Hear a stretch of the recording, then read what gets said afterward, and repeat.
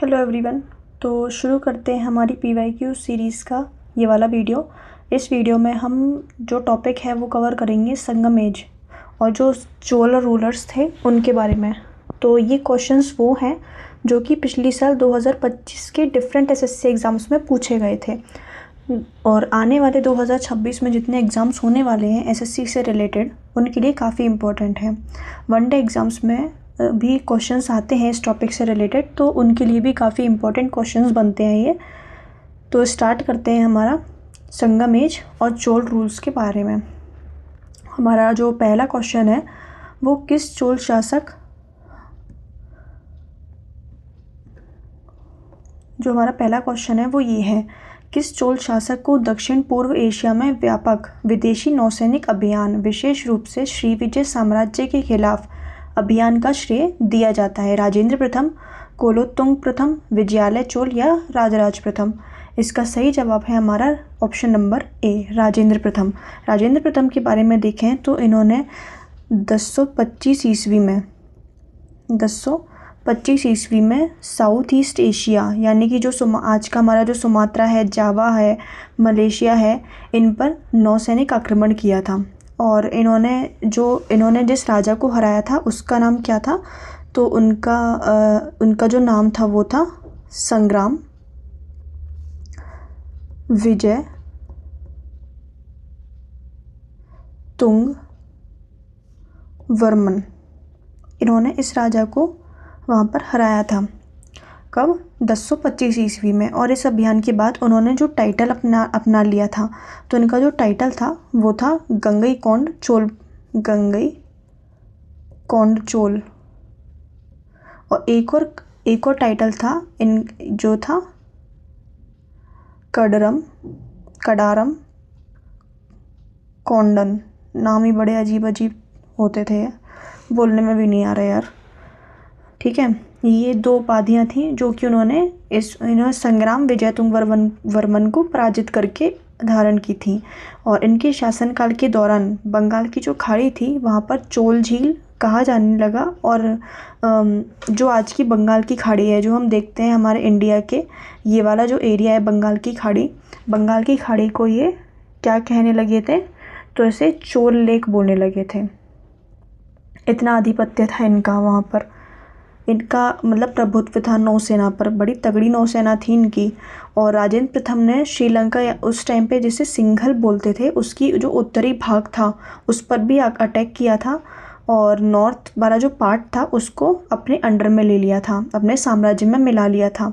वहाँ के जो राजा थे श्रीलंका जिसे सिन्हल बोला जाता था उस टाइम पे, तो वहाँ के जो राजा थे उनका नाम था महिंद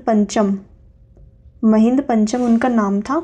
ठीक है, और हमारा नेक्स्ट क्वेश्चन देखते हैं। हमारा नेक्स्ट क्वेश्चन है, दक्षिण भारत के संगम युग के संदर्भ में संगम शब्द का तात्पर्य डैश से है? तमिल राजाओं का एक शाही उत्सव, सैन्य नेताओं की एक परिषद, दक्षिण भारतीय व्यापारियों का एक जमावड़ा, या तमिल कवियों की एक सभा, या एक साथ मिलना?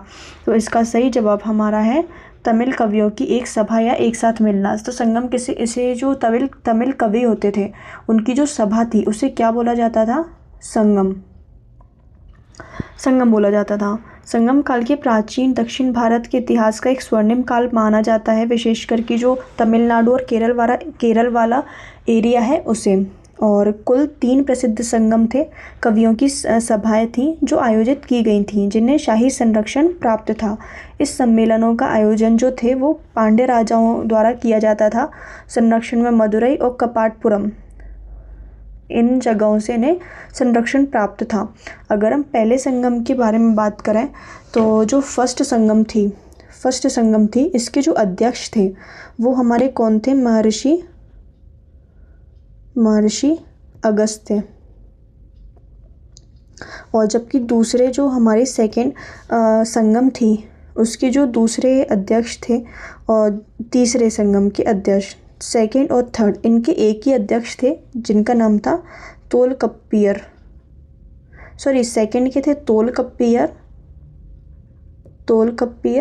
और जो थर्ड संगम थी उनके थे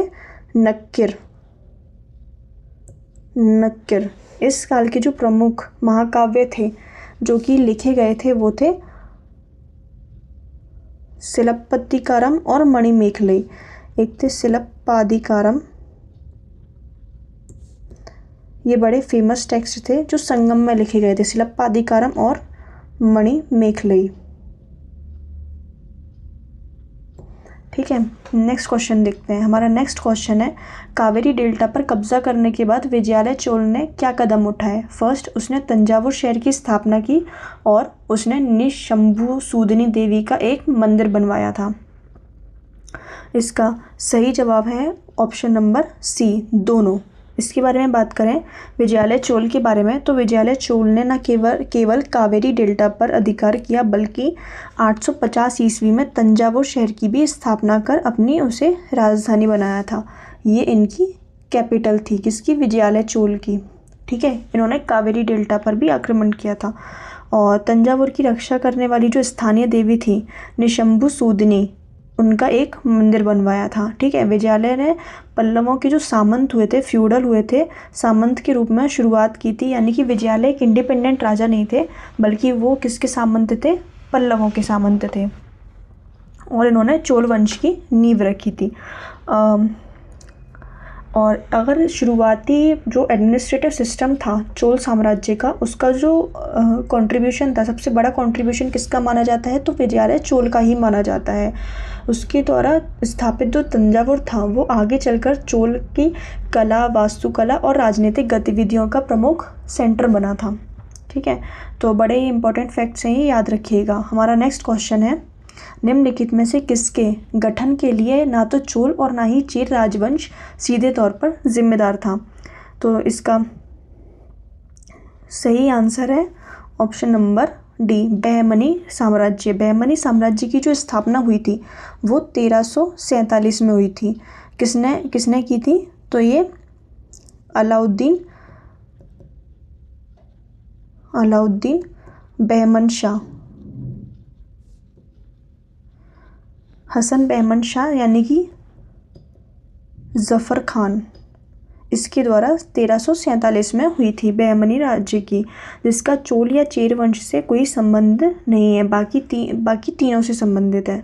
ठीक है, देवदासी मंदिर प्रणाली भी चोल की थी, तमिल साहित्यिक पुनर्जागरण भी चोल का था और दक्षिण पूर्व एशिया में नौसैनिक अभियान भी चोल का ही था। चोल और चेर जो राजवंश थे वो दक्षिण भारत के प्राचीन संगम और जो मध्यकालीन राजवंश थे उनसे संबंधित थे, जबकि जो बहमनी साम्राज्य था वो मध्यकालीन सल्तनत थी। यानी कि जो हम इसे मिडेवल हिस्ट्री में पढ़ेंगे आगे जाके। संगम काल और चोल काल के दौरान तमिल साहित्य का भूतपूर्व विकास हुआ जिसे तमिल साहित्यिक पुनर्जागरण कहा जाता है। और देवदासी प्रणाली जो थी वो शुरुआत में विस्तार से चोलों की बड़ी महत्वपूर्ण भूमिका थी इसे विस्तार देने की। ठीक है, नेक्स्ट क्वेश्चन देखते हैं। हमारा नेक्स्ट क्वेश्चन है, राजेंद्र प्रथम किस चोल शासक के पुत्र थे? तो इसका सही जवाब है राजराज प्रथम। इनके बारे में देखें, जो राजेंद्र प्रथम थे वो महान चोल शासक थे और ये किसके पुत्र थे? वो राजराज प्रथम के पुत्र थे। इन्होंने अपने पिता के साथ भी कार्य किया था और 1014 ईस्वी में पूर्ण रूप से गद्दी हासिल की थी। ठीक है, राजेंद्र प्रथम के जो पिताजी थे उन्होंने साम्राज्य विस्तार की नीति को आगे बढ़ाया और उत्तर भारत में गंगा नदी तक जो सफल अपने सैन्य अभियान किए थे। इनके शासनकाल को चोल साम्राज्य का एक गोल्डन पीरियड बोला जाता है। इनकी जो कैपिटल थी, इन्होंने अपनी कैपिटल स्थापित की थी। इनकी कैपिटल का नाम क्या था?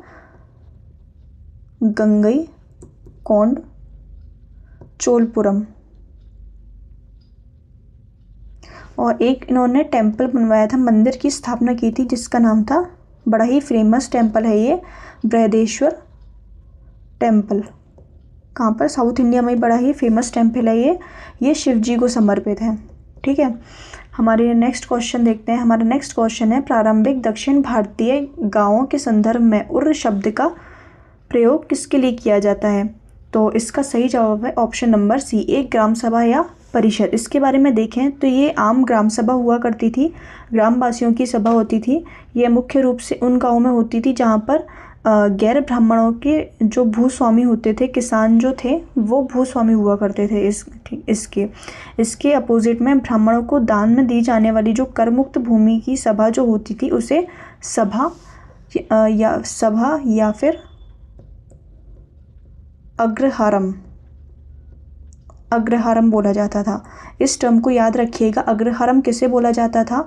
तो जो ब्राह्मणों को दी जाने वाली जो भूमि होती थी जिस पर कर नहीं लगाया जाता था, उसमें जो सभा हुआ करती थी उसे अग्रहारम बोलते थे। और एक था नगरम। तो इसे जो व्यापारिक संगठन हुआ करते थे या स्थानीय बाजार की जो सभा हुआ करती थी, ये व्यापारियों से संबंधित है, याद रखिएगा। अगर क्वेश्चन आ जाए व्यापारियों से संबंधित था, यानी कि व्यापारियों की जो मार्केट होते थे, मार्केट में जो सभा लगती थी उसे नगरम बोलते थे। और अग्रहारम ये ब्राह्मणों से संबंधित है, ठीक है, ब्राह्मणों से संबंधित है जो कि, ठीक है, ब्राह्मणों को एक ऐसी भूमि प्रदान की जाती थी जो कि कर मुक्त होती थी।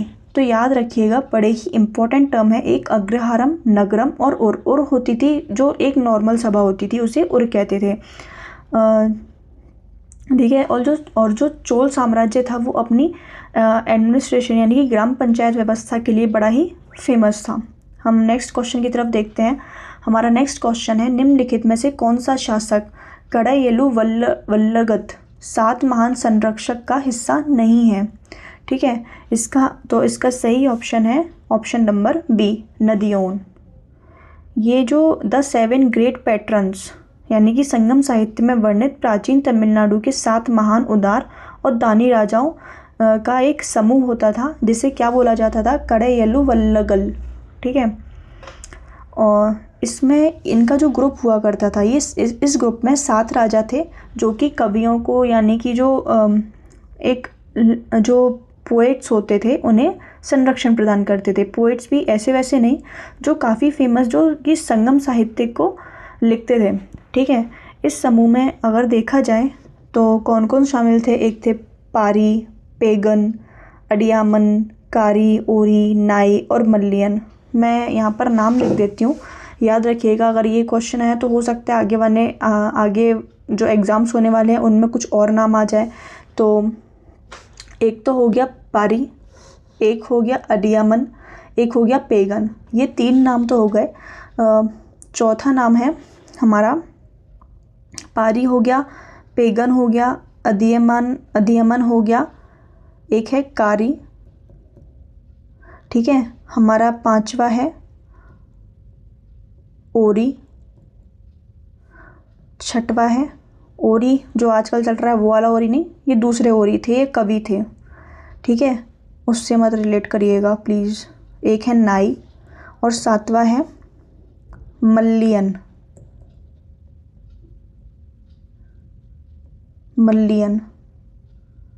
ठीक है। ये 7 राजा थे जो कि कवियों को संरक्षण प्रदान करते थे, ठीक है, याद रखिएगा।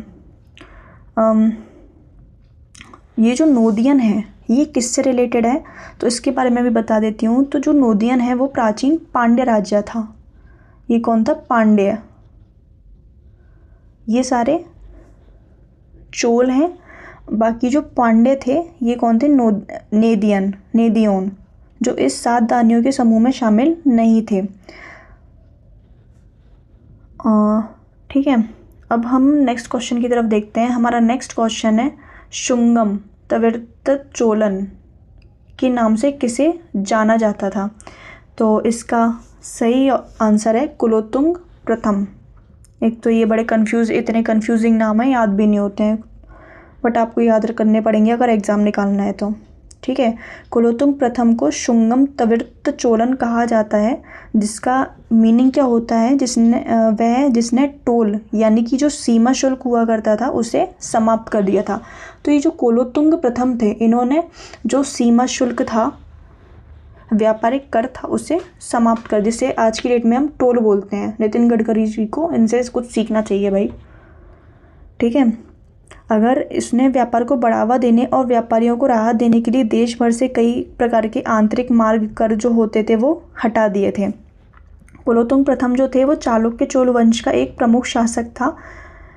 ठीक है, और इसके शासनकाल के दौरान प्रसिद्ध तमिल कवि जो थे कंबन, बड़े ही फेमस थे। एक थे कंबन, तमिल कवि थे जिन्होंने क्या लिखा है, जिन्होंने रामायण लिखी है तमिल में, रामायण इन तमिल लैंग्वेज। ये इन्हीं के टाइम पे थे। कंबन जो थे वो किसके टाइम पे थे, कुलोत्तुंग प्रथम के टाइम पे। और इसके समय में श्रीलंका ने अपनी स्वतंत्रता पुनः प्राप्त कर ली थी और चोलों का प्रभाव वहाँ कम होने लगा था। इन्हीं के तो हमने पिछले क्वेश्चन में देखा था कि जो राजेंद्र प्रथम थे उन्होंने श्रीलंका पर आक्रमण करके उनका जो नॉर्थ पार्ट वाला एरिया था वो अपने अधीन कर लिया था, लेकिन कुलोत्तुंग प्रथम के टाइम पे श्रीलंका ने अपने वापस से अपना आधिपत्य स्थापित कर लिया वापस से। ठीक है, हम नेक्स्ट क्वेश्चन की तरफ देखते हैं। हमारा नेक्स्ट क्वेश्चन है, उत्तर मेरूर का चोलकालीन शिलालेख मुख्य रूप से किससे संबंधित है? तो इसका सही जवाब है हमारा ऑप्शन नंबर डी, उत्तर मेरूर। उत्तर मेरूर शिलालेख यानी कि इंस्क्रिप्शन जो था वो कहाँ पर मिला था हमें?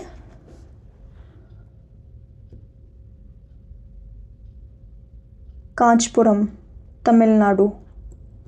यहाँ पर हमें उत्तर मेरूर शिलालेख मिला था। और यहाँ ये जो रूलर शासक हैं किससे संबंधित है? तो वो है परांतक फर्स्ट, इनसे संबंधित है, इनके शासनकाल से संबंधित है। ये शिलालेख चोल काल की जो ग्राम प्रशासन है, व्यवस्था है, यानी कि जो पंचायत लेवल की जो एडमिनिस्ट्रेशन होती है, स्थानीय स्वशासन होता है, उसकी विस्तृत यानी कि उसके बारे में हमें इंफॉर्मेशन प्रदान करता है। इसमें ग्राम सभा के सदस्यों के चयन के लिए एक लॉटरी प्रणाली यानी कि कुड़वोलई पद्धति का अनूठा वर्णन मिलता है। यानी कि यहाँ पर लिख देती हूँ, ये जो लीडर हुआ करता था ग्राम सभा का जो लीडर था, ग्राम सभा का जो मेंबर्स हुआ करते थे, उनका जो चुनाव था, उनका जो इलेक्शन था वो किसके द्वारा हुआ करता था? तो वो एक लॉटरी प्रणाली हुआ करती थी जिससे बोला जाता था कुड़वोलई पद्धति। इसके द्वारा उनका इलेक्शन हुआ करता था। इसमें उम्मीदवारों की जो योग्यता, आयु सीमा और अयोग्यता के कड़े नियम का मेंशन मिलता है। भारतीय इतिहास में विकेंद्रीकृत प्रशासन है कि डिसेंट्रलाइजेशन, एडमिनिस्ट्रेशन और स्थानीय लोकतंत्र यानी कि लोकल इंडिपेंडेंट के अध्ययन के लिए इस शिलालेख को सबसे महत्वपूर्ण सोर्स माना जाता है। हमारा नेक्स्ट क्वेश्चन है, निम्नलिखित में से किसे सबसे शक्तिशाली चोल शासक माना जाता है? ठीक है, तो इसका सही जवाब है ऑप्शन नंबर डी, राजराज प्रथम। राजराज प्रथम को चोल वंश के सबसे शक्तिशाली और महान सम्राट माना जाता है। इन्होंने तंजावुर में प्रसिद्ध कौन कौन से मंदिर बनवाए थे? एक तो था बृहदेश्वर मंदिर, और एक था जिसे क्या कहा जाता था, राजराजेश्वर मंदिर भी बोला जाता है। इस मंदिर की इन्होंने स्थापना करवाई थी, मंदिर का निर्माण करवाया था, जो किस शैली में है? तो वो है द्रविड़ शैली। मंदिरों की दो शैलियाँ बड़ी ही इम्पोर्टेंट हैं, मिलती हैं हमें, एक नागर शैली जो कि नॉर्थ इंडिया में पाई जाती है और एक है द्रविड़ शैली। ठीक है, इन्होंने श्रीलंका के दक्षिणी हिस्से पर कब्जा किया और जो मालदीव्स है उस द्वीप समूह को नौसेना के अधीन किया। राजराज प्रथम ने ही साम्राज्य में जो लैंड सर्वे हुआ करता था, भूमि मापन हुआ करता था, और राजस्व प्रणाली, इन दो चीज़ों की शुरुआत की थी। एक तो थी लैंड सर्वे, भूमि का मापन, और एक रेवेन्यू सिस्टम, राजस्व प्रणाली, रेवेन्यू सिस्टम। इन दो चीज़ों की राजराज प्रथम ने ही शुरुआत की थी। और इन्होंने एक और चीज़ की शुरुआत की थी, इंस्क्रिप्शंस की। इन्होंने जो एडमिनिस्ट्रेशन था उसमें ट्रांसपेरेंसी लाने के लिए यानी कि पारदर्शिता लाने के लिए एडमिनिस्ट्रेटिव जो अधिकारी हुआ करते थे उन्हें अभिलेख रखने की परंपरा शुरू की। ठीक है, नेक्स्ट क्वेश्चन, हमारे कृषि को बढ़ावा देने के लिए सिंचाई प्रणालियों के निर्माण का श्रेय किस चोल शासक को दिया जाता है? तो इसका सही जवाब है ऑप्शन नंबर हमारा ऑप्शन नंबर राजराज चोल प्रथम। ठीक है, अगर हम इनके बारे में देखें तो चोल शासकों ने कृषि को बढ़ावा देने के लिए कावेरी नदी और जो अन्य सोर्सेस थे बड़े पैमाने पर उनका निर्माण करवाया, जैसे कि नहर हो गई, झील हो गए, तालाब हो गए, इनका बड़े पैमाने पर निर्माण करवाया था। और जो राजराज प्रथम थे और राजेंद्र प्रथम, इन्होंने जल प्रबंधन के लिए विशेष तौर पर अधिकारियों की नियुक्ति की, अपॉइंट किए, उन्होंने ऑफिसर्स अपॉइंट किए। तंजावुर और उसके आसपास के क्षेत्रों में जल संचयन के लिए, मतलब जो हम वाटर स्टोरेज देखते हैं वो स्टार्ट करवाए। ठीक है, तंजावुर और उसके आसपास के एरिया जो थे उनमें जल संचयन के लिए विशाल टैंक बनवाए। चोल काल में जो सिंचाई प्रणाली यानी कि इरिगेशन सिस्टम के रखरखाव की जिम्मेदारी ली। तो ये सब कुछ पॉइंट्स हैं, इन्हें याद रखिएगा। तो ये जो कृषि को बढ़ावा देने के लिए इरिगेशन प्रणाली, इरिगेशन सिस्टम होता है, उसे बढ़ावा देने के लिए कौन थे? तो वो थे राजराजा चोल प्रथम। नेक्स्ट, चोल साम्राज्य में लैंड रेवेन्यू के लिए किस शब्द का प्रयोग किया जाता था? तो इसका आंसर है ऑप्शन नंबर डी, कड़मई। इसके बारे में देखें तो चोल साम्राज्य में जो लैंड रेवेन्यू था उसे कड़मई बोला जाता था, कदामई। ठीक है, और ये लगभग कितना होता था? तो ये लगभग 33% ऑफ द प्रोडक्शन, यानी कि उपज का 1/3, यानी कि 1/3 प्रपोर्शन जो था वो लैंड रेवेन्यू हुआ करता था। अगर हम वेट्टी के बारे में बात करें तो जो वेट्टी था ये एक प्रकार का फोर्स लेबर को बोला जाता था। ये यानी कि जो श्रमिक हुआ करते थे, श्रम कर जिसे बोलते हैं, फोर्स्ड लेबर, इसे क्या बोला जाता था? वेट्टी। बिना भुगतान के काम करवाना, यानी कि पैसे नहीं दिए और काम सारा करवा लिया तुमने। ठीक है, राजा को दिए जाने वाले उपहारों को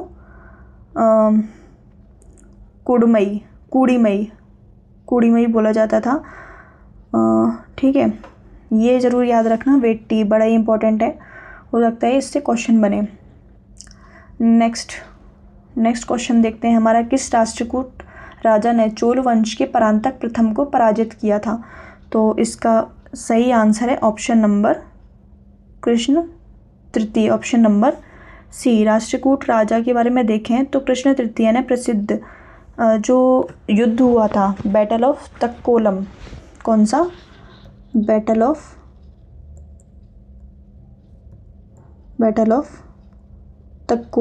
तक्कोलम का युद्ध, ये लड़ा था किससे?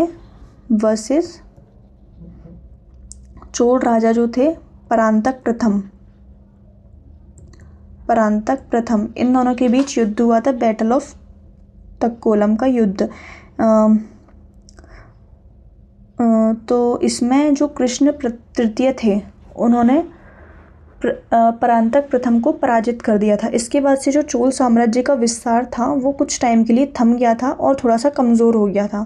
फिर जो राष्ट्रकूट वंश था उन्होंने दक्कन का जो क्षेत्र था उसमें अपने वंश की स्थापना की, जिसकी राजधानी क्या बनाया उन्होंने? इनकी जो राजधानी थी वो थी मान्यखेत को अपनी कैपिटल बनाया। ठीक है, और अगर हम इनके टाइटल के बारे में देखें, इनका जो टाइटल था, यहाँ लिख देती हूँ, इनका जो टाइटल था, इस युद्ध में जीतने के बाद इन्होंने एक टाइटल ग्रहण किया जिसका नाम था तंजई कोंड। ठीक है, याद रखिएगा। हमारा नेक्स्ट क्वेश्चन है, चोल साम्राज्य में पथरीली भूमि के अलावा कृषि के लिए सबसे बड़ी चुनौती क्या थी?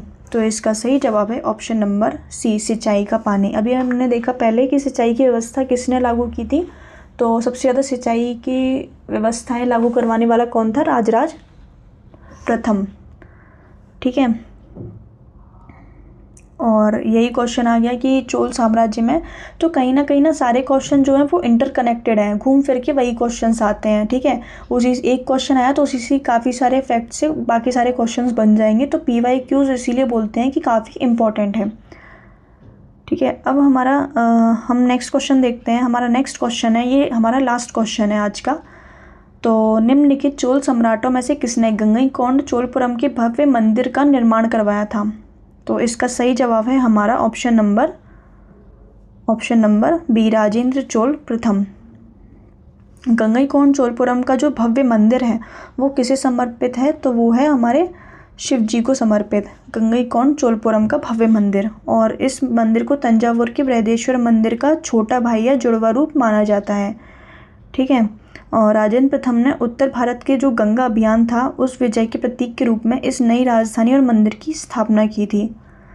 किसकी? गंगईकोंड चोलपुरम की।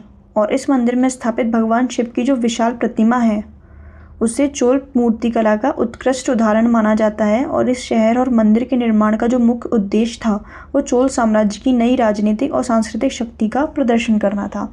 तो आज के 15 इंपॉर्टेंट क्वेश्चंस हैं जो कि पिछले साल पूछे गए थे, 2025 में डिफरेंट एसएससी एग्जाम्स में पूछे गए थे और आने वाले 2026 के एग्ज़ाम के लिए भी काफ़ी इंपॉर्टेंट है। तो जितने भी मैंने क्वेश्चंस करवाए और उनसे रिलेटेड मैंने जितने फैक्ट्स करवाए बहुत ही इंपॉर्टेंट है, याद रखिएगा। और ये वीडियो देखते समय अपने साथ कॉपी पेन लेकर बैठिएगा और ज़रूर नोट्स बनाइएगा। ठीक है। ये बहुत ही इंपॉर्टेंट सीरीज़ चल रही है PYQ सीरीज़ की, और PYQs तो बहुत है ही इम्पोर्टेंट। ठीक है। तो अगले वीडियो में हम ज़रूर मिलते हैं। वीडियो में हम नेक्स्ट टॉपिक कवर करेंगे एंशिएंट हिस्ट्री का। तो तब तक के लिए थैंक यू सो मच। जय हिंद।